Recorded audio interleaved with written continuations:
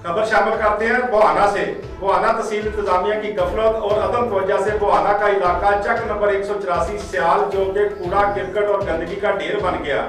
इस हवाले से बात करते हैं अपने नुमाइंदे अफजल रमाना से। जी अफजल, बताइएगा क्या अपडेट है आपके पास?